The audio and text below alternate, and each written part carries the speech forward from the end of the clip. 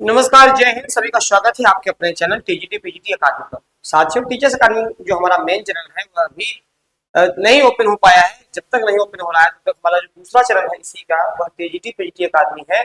उस पर आप सभी लोग सब्सक्राइब कर दें ताकि आपको सारी इंफॉर्मेशन मिलती रहे। बात हम कर रहे हैं रिजल्ट की, एलटी ग्रेड की, जो एसएसटी का।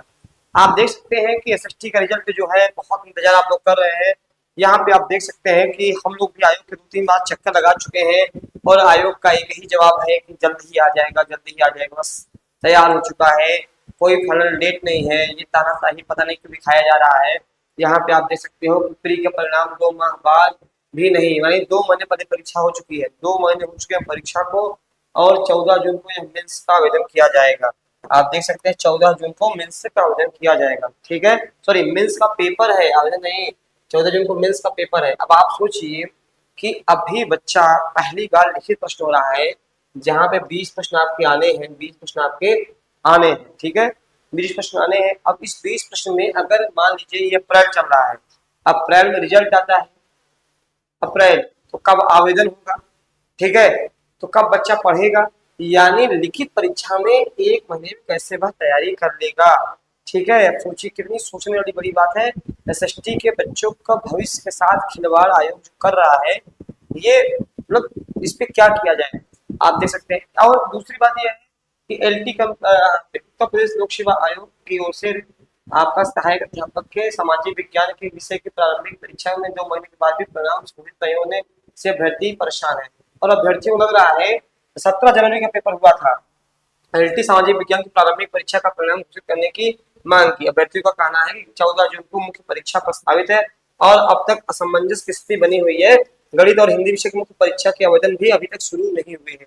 यानी यहाँ पर न गणित का आवेदन शुरू हुआ है, न हिंदी का आवेदन शुरू हुआ है।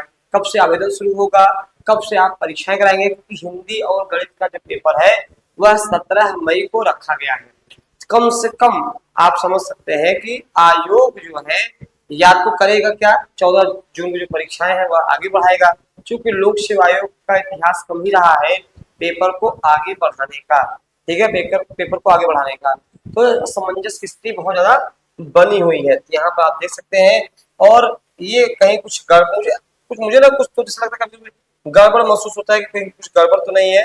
कारण क्या है कि बाकी रिजल्ट तो बड़े आसानी से आ गए। हिंदी के रिजल्ट, अब सोचिए हिंदी और गणित का रिजल्ट सबसे पहले आया था, सबसे पहले रिजल्ट आया था और रिजल्ट के आने के बाद 2-2.5 महीने हो गए हैं, 1-2 महीने उसके रिजल्ट ही हो गए हैं, लेकिन अभी तक आवेदन नहीं शुरू हो पाए हैं।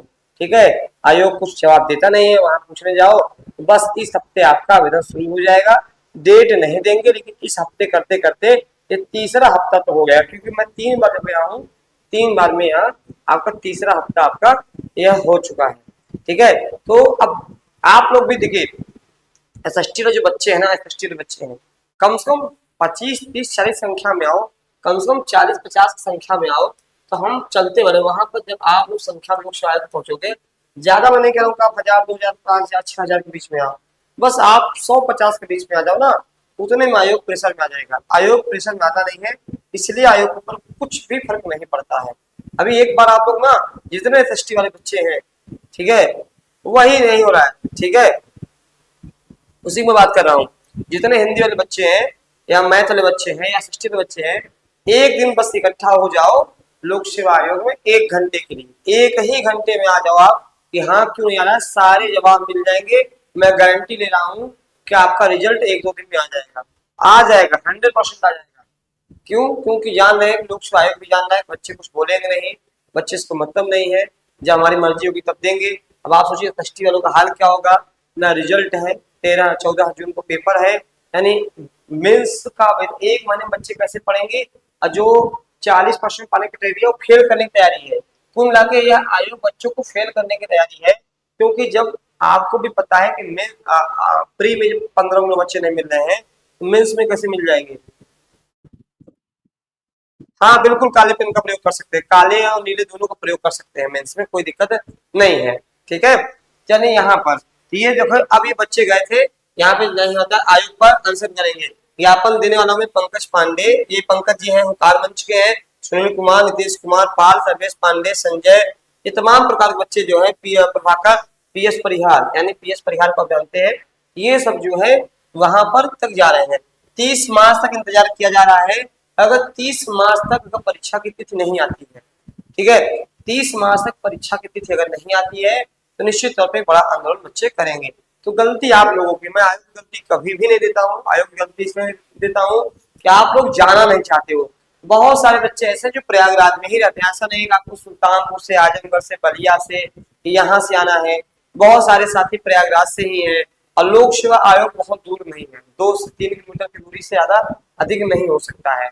आप लोग जाइए, वहां पहुंचिए, मैं तो साथ खड़ा रहूंगा। आप मुझे फोन कर दीजिए, ठीक है हाँ सर हम लोग आ गए हैं, कितने बजे चलना है, 10 बजे पहुंच जाइए, 10 बजे पहुंच जाइए। आयोग से हम लोग डायरेक्ट मिल लें, बच्चे आप लोग मिल लीजिए ताकि स्पष्ट जानकारी हो जाए। बच्चों को जब 150 बच्चों को देखेंगे तो आयोग भी जवाब देगा, ठीक है।